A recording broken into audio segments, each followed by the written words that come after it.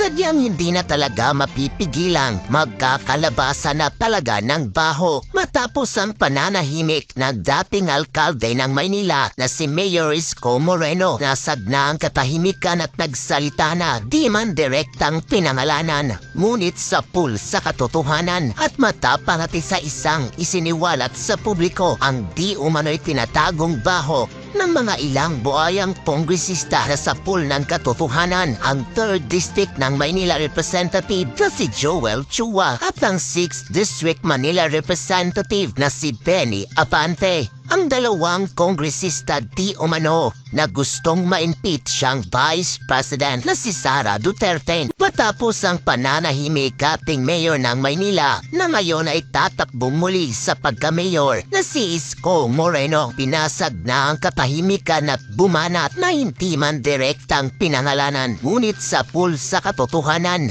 ang dalawang kongresista na si Chua at si Benny Abante matapos ang ginawang pronouncement kamakailan lamang na nasabing dalawang kongresista na di umano'y laging pinatatamaan ang dating mayor ng Maynila na si Isko Moreno at sinasabihan ng kung ano-ano. Ayon pa sa ilan sa ating mga kababayan, napakawalang galang di umano ng dalawang mambabatas dahil noon daw sa panahon ni Isko Moreno doong tumatakbo pa siyang mayor ng Maynila. Lain mo pala noon ang mga ito ay parang buntot na sumusunod kay Isko Moreno. Akala nga raw ng ilan ay kagagaling pero hindi naman pala mananalo kung hindi raw dahil kay Isko Moreno. Tanong ng ilan, ano ang nangyari mga kababayan matapos binuhat ni Isko Moreno ang dalawang kongresista na si Abante at Chua at manalo. Tapos ngayon, biglang nag-iba ang ihip ng hangin matapos magdeklara ni Isko Moreno na muling tatakbo bilang mayor ng Maynila ay tila kung ano-anong pambabatikos kay Isko Moreno ang pilit nilang binabato rito.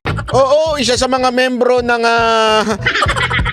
ng ASO ni Tambi ay binanatan po ni Yorme. Binanatan niya po at tila kinampihan niya po dito si Pangulong Duterte at yung mga sinasabi ni Pangulong Duterte sa taong bayan, which is unahin muna ang taong bayan, huwag unahin ang politika. Eto ho, pakinggan po natin si Yorme ha, tingnan po natin ha yung kanya sinabi at tingnan nga natin kung may katotohanan o hindi totoo yung sinasabi niya. Okay, pasok ha Yorme, pasok. Straight! No. Total, si Chihuahua, anong ginawa? Puro imbestiga. Si Chihuahua daw walang ginawa kung hindi mag-imbestiga ng mag-imbestiga. Di ba? Alam naman po natin yan. Sino po ba yung si Chihuahua? Ewan ko. Basta sa video na nakuhanan ko diyan kay Copars Vlog. Yan ha. Maraming salamat po dito kay Copars Vlog. Siya po ang kinuha natin yung video at siya naman po'y pumayag na tayo po ay mag-react. Maraming salamat po yung mga Iskonian na vlogger na sumusunod do kay Isko Moreno at ang kanyang team. Maraming salamat po. Huwag niyo pong kakalimutan si Madam Mocha sa District 3 May ganun, may pahabol. Hindi. Maraming salamat po at yan po ay ako naniniwala ako dyan mga kusa po yan. Wala po yung bayad at yan po ay talaga namang nagtsatsaga lamang sumunod dahil naniniwala sila sa Team Yorme o yung Yorme's Choice ika nga. Tuloy natin ha. Hindi na lang ako naman Ako masusuko sa servisyo.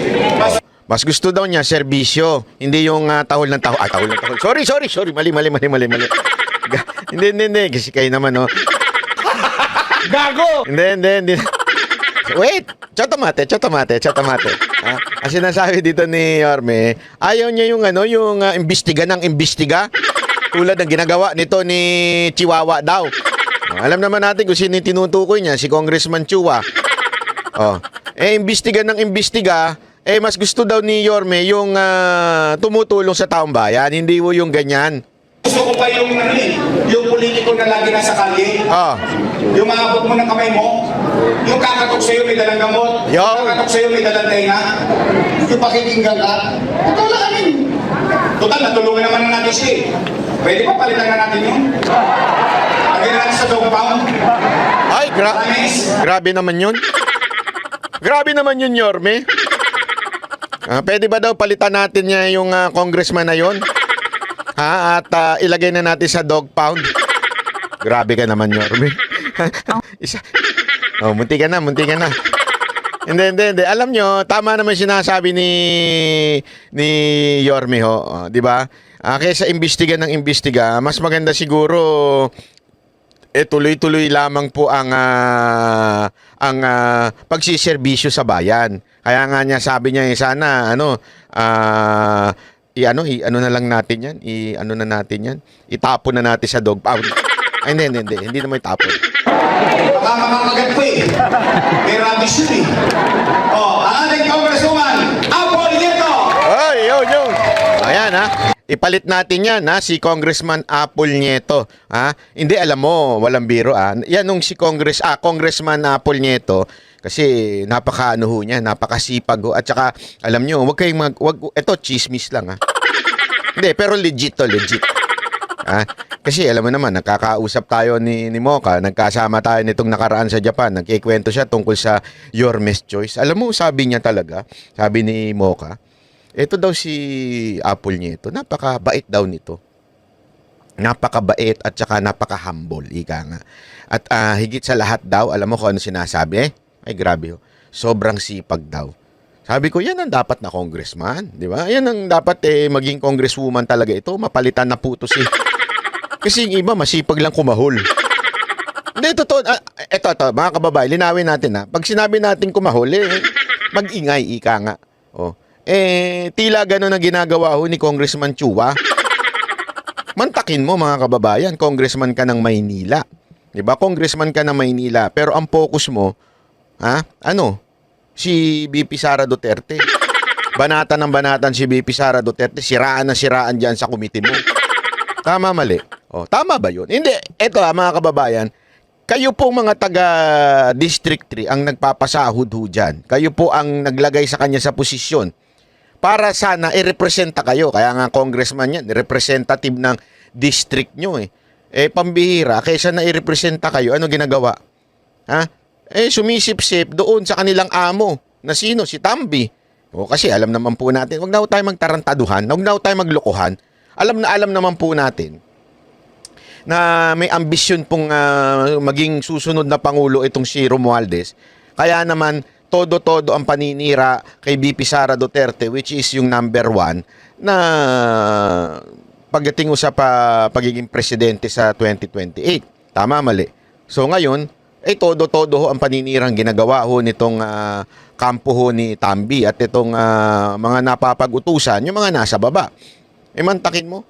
Dapat, di ba, ang trabaho ng isang representative o isang congressman ay dapat po yung distrito niya inaasikaso niya. Mamaya, papakita ko sa inyo kung paano napabayaan ng Maynila. Papakita ko sa inyo. Baka akala ninyo wala tayong ebidensya. Meron! May ebidensya po tayo na talagang malala na po ang nangyayari sa Maynila. Antindi po niyan. Baka akala ninyo wala tayong ebidensya. Meron. Unya. Mga taga-tres. Ngayon, bakit sila nagagalit sa atin? Lalo na yung congressman yung si Chihuahua. Oy! Maliit na aso, sila laki ng bibig ang buhaya ang bibig. Hindi, tingnan ninyo, bakit ba sila nangangamba? Sa totoo lang may real talk lang tayo ngayon. Real talk lang. Ngayon, kung ikaw ay naging mabuti sa iyong tungkulin. Sandali.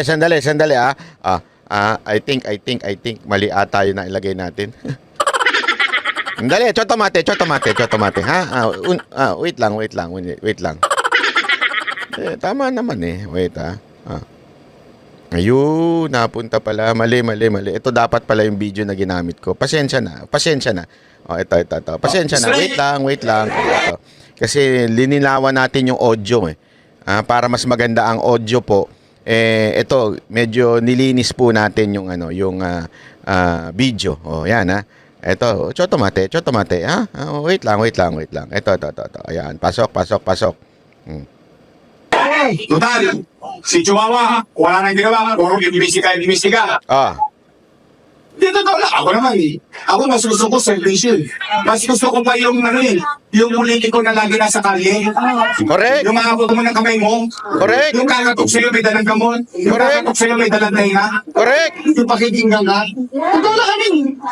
Total, natulungan naman natin siya eh. Oo. Pwede ba palitan na natin yun? Ayun. Lagi na natin sa Dogabaw. Promise. Baka makakagat ko eh. Pero Grabe, no? Baka mga gat pa daw. Dali na lang natin sa dog pound. actually, ang ating congresswoman, Apple Yeto. Yun.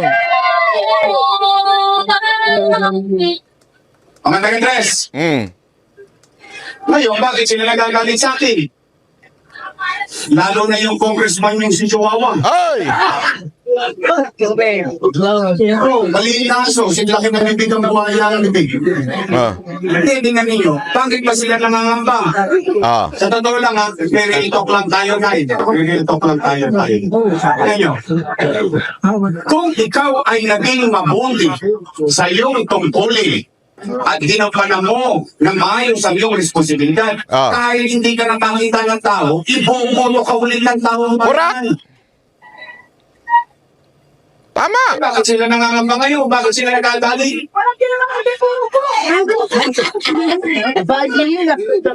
Tingnan ninyo, taong bayan na sumisigaw, bumalik ka na. Sila sumigaw, wala na babalik! Napanood niyo ba yun? Nasigawan ako eh. Nagulat ako, tungkol ka naman yun. Hindi na, nagulat ako. Bakit sila nangangamba? Bakit nila pinangungunahan ang desisyon ng taong bayan? Yun. Bakit? Sila ba may-ari ng pwesto na yan? Ayun, yun kasi yan eh. Napaka-importante. Bakit ba sila nagagalit na tumatakbo si Yorme? Pinabayaan ninyo ang Maynila. Mamaya, papakita natin kung paano nila pinabayaan ang Maynila. Di ba ho? Pinabayaan naman talaga nila, bumagsak ang Maynila. Ngayon, ayaw na nilang tumakbo si Yorme. Hindi naman po aagawin yung posisyon. Siya po'y tatakbo at ang mga Pilipino ang pipili kung sila po ba ay nag-perform ng maayos bilang mga public official? Sila po ba ay ginanap nila ang kanilang trabaho? O talaga lang na sila po ay nagpabaya ika nga dyan sa Maynila? Hayaan nyo ang taong bayan ng Maynila ang mamili kung sinong dapat iboto, hindi yung kayo. Ay, nako. Ang may-ari ng pwesto niya ay taong bayan. Correct. Empleyado ka lang ng tao. Yo. Every 3 years, nililitin mo lang ang kontrata mo. Ayun, tama yan. Matapos ang kontrata mo ng 3 years, babalik ka sa tao. Magpaparinyo ka. Pag nirinyo ka ng tao, another 3 years. After 3 years, expired ulit ang kontrata mo. Harap ka ulit sa tao. After 9 years, kapag naging mabuti ka, ipopromote ka pa ng taong bayan. Ngayon, parang sila na may-ari ng pwesto, wala na raw babalik. Wow! Chihuahua! Grabe, ha?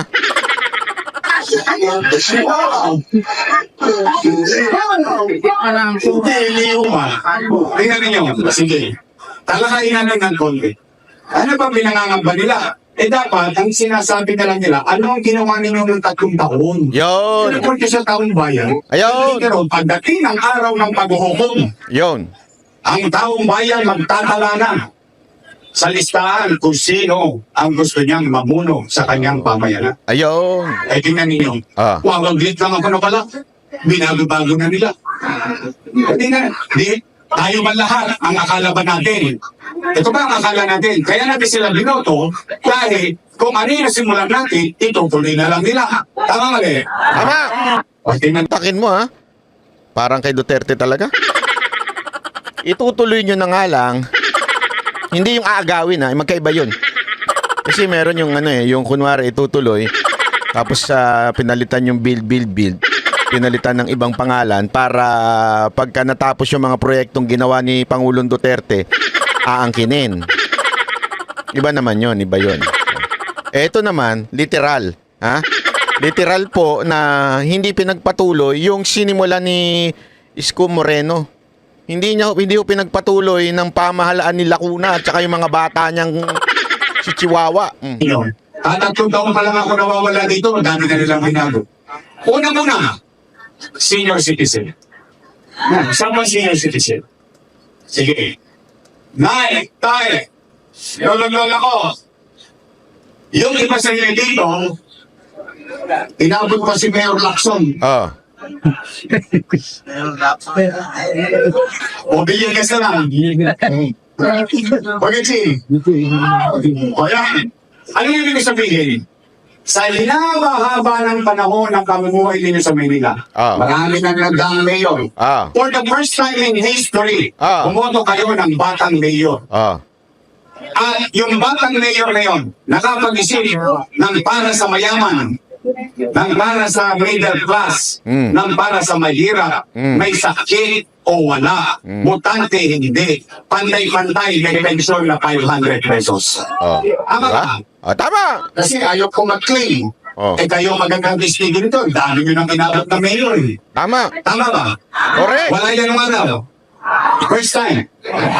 Ulitin natin ha. Sinabi natin, yaman, middle class, mahirap, butante, hindi, may sakit o wala. Ano? Tay, totoo ba yung ginagawa nila ngayon? Na ano? Na kapag hindi mo nakuha at wala ka sa araw ng payout ng first quarter, forfeited na siya sa second quarter? Grabe. Gang karampon ng pera. 500 piso na lang. Pinagdadamot pa natin. Grabe, no? Yung totoo niya, Pag hindi mo daw nakuha, wala na, forfeited. Grabe talaga. Alam ko kung bakit ganyan yung mga yan. Hindi kaya dinadahilan lang nila yung sinabi. Kasi si Yorme, daming inutang, kaya nagbabayad kami. Nagbabayad ba talaga? O baka naman sa iba napupunta. Di natin alam, ha, mga kababayan natin dyan sa Maynila.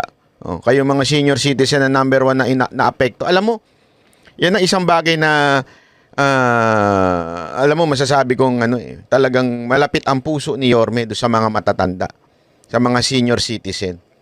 Kaya nga, alam mo, gustong-gusto ni Mocha kasi nga, yung team, yung Yorme's Choice, dahil ganun din po siya, malapit din po sa mga matatanda po si Mocha, sa mga lola, lolo, di ba? Katulad ni Yorme, ganyan, malapit din po sa mga lolo't lola.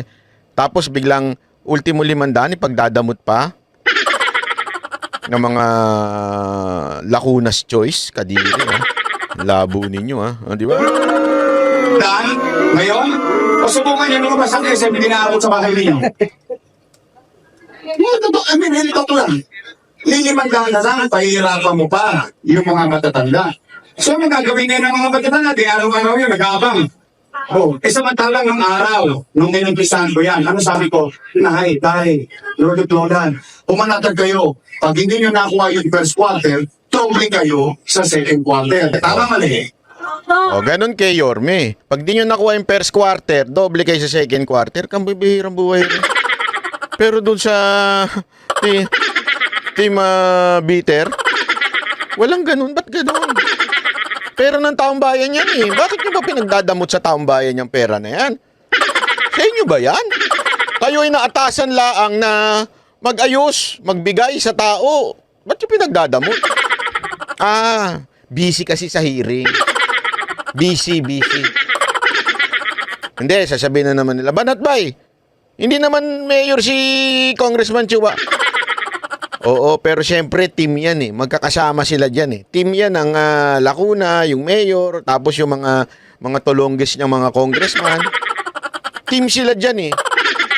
Kita nyo, sino-sino yung mga Hindi, eto na lang. Tanungin ko kayo. Sino-sino mga congressman dyan? Ayun, yung mga kasama sa Tuwadcom. O yung mga kasamang panayang hearing. Kaya nga ako dito, ramdam ko na pinagtanggol ni Yorme si Pangulong Duterte. Pinagtanggol niya dito. Bakit kanyo? Kasi sinasabi niya, hearing kayo ng hearing. Hindi naman niya. Tsaka nakausap ko rin po si Yorme. Yan din po ang lagi niyang sinasabi. Bakit ba laging hearing ng hearing? Tapos na yan eh. Tapos na po yung pangyayari na. At saka ito, pasensya ka na Yorme, bubukingin lang kita.